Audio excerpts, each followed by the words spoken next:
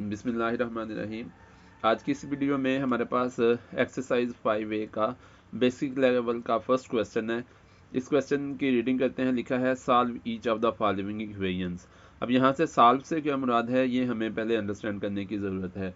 Solve से मुराद होता है कि जो इस में वेरिएबल टर्म है उसकी वैल्यू फाइंड आउट करना, जो इसमें वेरिएबल है। जैसे इस में एक्स वेरिएबल है, इस पार्ट में पार्ट ए में एक्स वेरिएबल है। एक्स की वैल्यू फाइंड आउट करना कि एक्स क्या एक्स किसके इक्वल है, ये हमारे पास जो है वो इसका सोल्यूशन कहलाएगा। अगर हमारे पास एक्स की वैल्यू आ जाती है, बाकी सारी वैल्यूज़ यहाँ से एक्स के साथ जितनी भी हैं वो रिमूव हो जाती हैं, तो एक्स अकेला रह जाता है। तो जो आंसर आएगा that is the solution of this one, first one part A. इसी तरह से कोई और पार्ट, जैसे ये पार्ट डी है, इसमें हमारे पास वाई वेरिएबल है जिसकी वैल्यू हमें पता नहीं है। तो y के साथ -7, अगर हम -7 को रिमूव करते हैं और y किसी नंबर के इक्वल आ जाता है तो वो नंबर इसका सोल्यूशन होगा। तो इस तरह से ये सॉल्व हो जाएगा।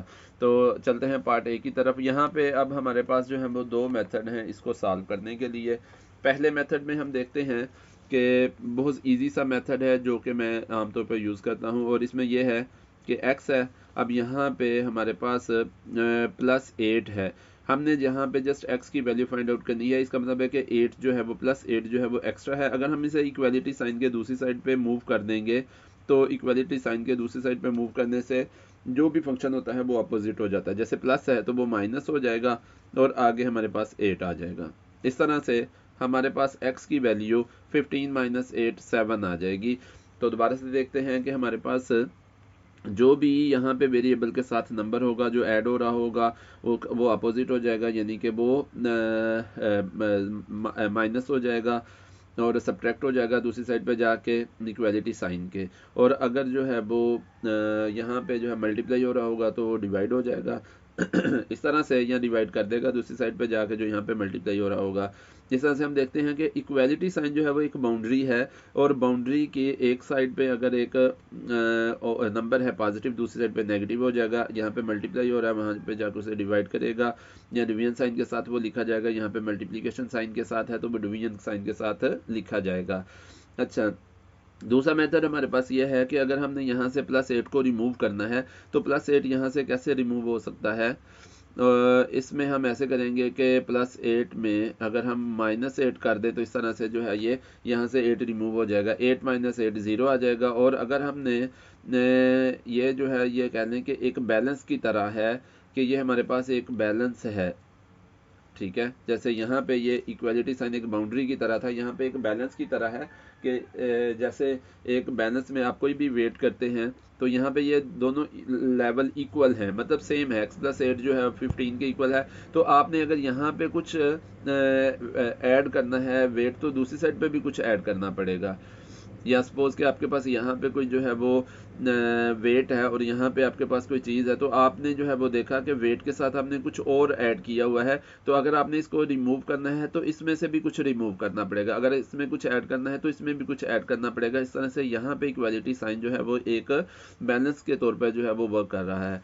तो यहाँ पे हमने देखा कि हमने यहाँ से 8 को रिमूव करना था क्योंकि जस्ट हमने x फाइंड आउट करना है। तो यहाँ से भी हम 8 को रिमूव कर देंगे, 15 में से 8 जो है वो माइनस कर देंगे। इस तरह से ये बैलेंस ही रहेगा। तो x is equal to x की वैल्यू 8 - 8 से कैंसिल हो जाएगा, 15 में से 8 माइनस कर देंगे तो हमारे पास 7 आ जाएगा। इन दोनों मेथड्स में से जो भी मेथड आपको अच्छा लगे आप कर सकते हैं।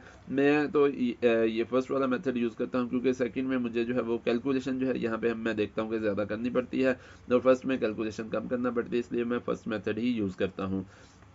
तो जिसमें इक्वालिटी साइन जो है वो एक बाउंड्री के तौर पर जो है वो वर्क करता है। तो पार्ट बी पे आ जाते हैं और इसी तरह से बाकी पार्ट्स जो हैं वो इस क्वेश्चन के हम सॉल्व कर लेते हैं। पार्ट बी भी इजी है। उसमें कहता है जी यहाँ पे है x + 9 और ये इक्वल है -5 के।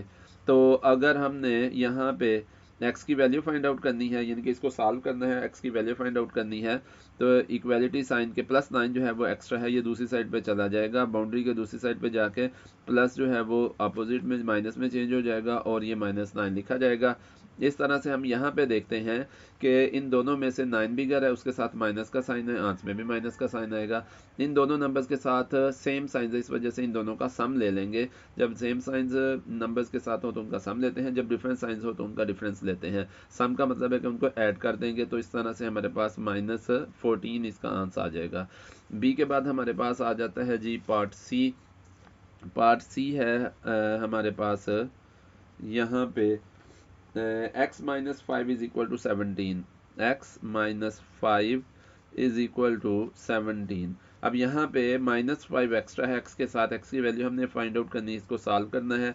तो माइनस को दूसरी साइड पे शिफ्ट कर देंगे तो माइनस जो है वो प्लस हो जाएगा और ये आ जाएगा 17 + 5। इस तरह से x की वैल्यू हमारे पास 17 + 5 22 आ जाएगी। नेक्स्ट पार्ट पे चलते हैं जी। नेक्स्ट पार्ट हमारे पास आ जाएगा पार्ट डी। पार्ट डी है, इसमें हमारे पास आ गया y - 7 is equal to -3, y - 7 is equal to -3 आ गया। इस तरह से ये हमारे पास आ जाएगा। y हमने फाइंड आउट करना है, मतलब y की वैल्यू फाइंड आउट करनी है। Equality sign as a boundary है, -7 को दूसरी साइड पे शिफ्ट कर देना है क्योंकि -7 y के साथ एक्स्ट्रा है। y की वैल्यू फाइंड आउट करने के लिए -7 को जब हमने दूसरी साइड पे शिफ्ट करना है तो माइनस ने प्लस में कन्वर्ट हो जाना है, इस तरह से +7 आ जाएगा। अब हम यहाँ पे देखते हैं y की वैल्यू फाइंड आउट करने के लिए कि इन दोनों में से बिगर है 7। y की वैल्यू फाइंड आउट करने के लिए देखते हैं कि 7 इन दोनों में से बिगर है। तो 7 जो है उसके साथ जो साइन है वो आंस में आ जाएगा, पॉजिटिव प्लस साइन है तो आंस पॉजिटिव आएगा, क्योंकि सिंगल आंस आएगा इसलिए जो है फर्स्ट टर्म के साथ प्लस साइन लिखने की ज़रूरत नहीं होती, वो पॉजिटिव ही होता है। अब इन दोनों के साथ जो है वो डिफरेंस साइन है, इस वजह से इन दोनों का डिफरेंस लेंगे, मतलब बिगर में से स्मॉलर को माइनस कर देंगे। 7 में से 3 को माइनस करेंगे तो हमारे पास आंस 4 आ जाएगा। इस तरह से y की वैल्यू हमारे पास 4 आ जाएगी। नेक्स्ट चलते हैं जी, हमारे पास जो है वो पार्ट डी के बाद ई है। ई पार्ट को सॉल्व करते हैं। पार्ट ई में लिखा हुआ है y प्लस 0.4, ये आ जाएगा हमारे पास 1.6 के इक्वल।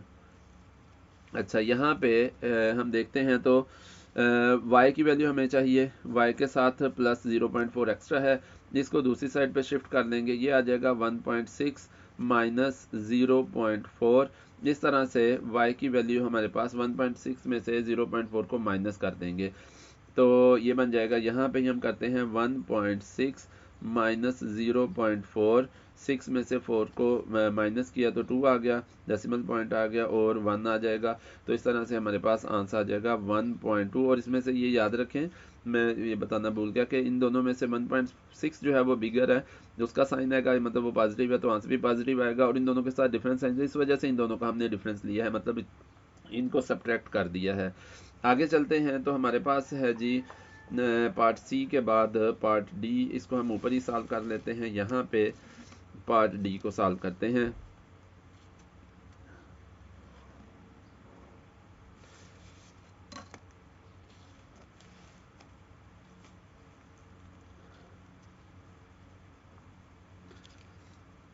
जी, ये हमारे पास पार्ट डी है। यहाँ पे सॉरी डी नहीं, ई के बाद हमारे पास पार्ट एफ है। पार्ट एफ को सॉल्व करेंगे। एफ में हमारे पास आ जाता है y - 2.4, y - 2.4 is equal to 3.6। अच्छा, यहाँ पे हमारे पास आ गया, इसमें -2.4 हो रहा है, माइनस जो है वो दूसरी साइड पे, जब ये बाउंड्री इक्वालिटी साइन है इसकी दूसरी साइड पे ले जाएंगे तो माइनस जो है वो चेंज हो जाएगा अपोजिट में प्लस में, और इस तरह से 2.4। ये याद रखना चाहिए कि माइनस का अपोजिट प्लस और प्लस का माइनस, इसमें मल्टीप्लिकेशन का डिवीजन का मल्टीप्लिकेशन होता है। तो इस तरह से हमारे क्वेश्चन जो है वो इजीली सॉल्व हो जाएंगे। 3.6 और 2.4 हम देखते हैं कि 3.6 बिगर है तो पॉजिटिव, आंसर भी पॉजिटिव आएगा। इन दोनों के साथ सेम साइन है, इस वजह से इन दोनों का सम ले लेंगे, मतलब इनको ऐड कर देंगे। 3.6 और 2.4 को ऐड कर देंगे, ये हमारे पास 6 + 4 10 आ जाएगा, 1 कैरी आ जाएगा, 3 + 1 4 + 2 6 आ जाएगा। इस तरह 6.0 मतलब 6 ही आंसर हमारे पास आ जाएगा एफ का। एफ के बाद लास्ट पार्ट है जी इस क्वेश्चन का पार्ट जी, उसको भी सॉल्व करते हैं। तो ये आ गया हमारे पास -2.7 और प्लस ए आ गया, और इसी तरह से ये इक्वल है -6.4 के। अब यहाँ पे अगर हम देखते हैं तो हमारे पास ए के साथ -2.7 है, तो हमने वैल्यू ए की फाइंड आउट करनी है क्योंकि हमने इसे सॉल्व करना है। जो वेरिएबल है, जो अननोन है, उसकी वैल्यू फाइंड आउट करनी है। तो -2.7 को दूसरी साइड पे शिफ्ट करेंगे, ये -6.4 है। इसको जब दूसरी साइड पे शिफ्ट किया तो ये माइनस से प्लस हो गया और ए अकेला रह गया। बाउंड्री के दूसरी साइड पे जाके, इक्वलिटी साइन के दूसरी साइड पे जाके ये +2.7 लिखा जाएगा। इस तरह से हमारे पास ए की वैल्यू आ जाएगी। यहाँ पे एक थोड़ी सी बात बताता चलूँ कि अगर ये पहले है तो 2.7 को भी हम दूसरी साइड पे पहले राइट कर सकते हैं, तो ऐसा कोई प्रॉब्लम नहीं है अगर ना भी राइट करें तो, क्योंकि ये एडिशन जो है वो कॉम्यूटेटिव होती है, मतलब पहले राइट कर लें बाद में कर लें कोई मसला नहीं होता। अच्छा, अब यहाँ पे देखते हैं कि 6.4 और 2.7 में से 6.4 बिगर है, जिसका फर्स्ट 6 है, इसका 2 है, तो 6.4 जो है वो बिगर है, उसका साइन नेगेटिव है, तो आंसर भी नेगेटिव ही आएगा। माइनस साइन हमने राइट कर दिया। अब इन दोनों के साथ डिफरेंस साइन है, तो इन दोनों का डिफरेंस लेंगे, 6.4 और 2.7 का डिफरेंस लेंगे हम। तो 4 में से 6 माइनस नहीं होता, यहाँ से 12 ले लेंगे, ये बन जाएगा 14। 14 में से 7 माइनस करेंगे 7, 5 में से 2 माइनस करेंगे तो 3। इस तरह से ए हमारे पास -3.7 आ जाएगा। तो ये हमारे पास आंसर आ जाएगा। ये थी आज की वीडियो। अगर आपको पसंद आई हो तो इसे लाइक करें, मेरे चैनल को सब्सक्राइब करें, बेल आइकन को भी प्रेस कर दें ताकि हर आने वाली वीडियो आप तक पहुंच सके। शुक्रिया, अल्लाह हाफिज़।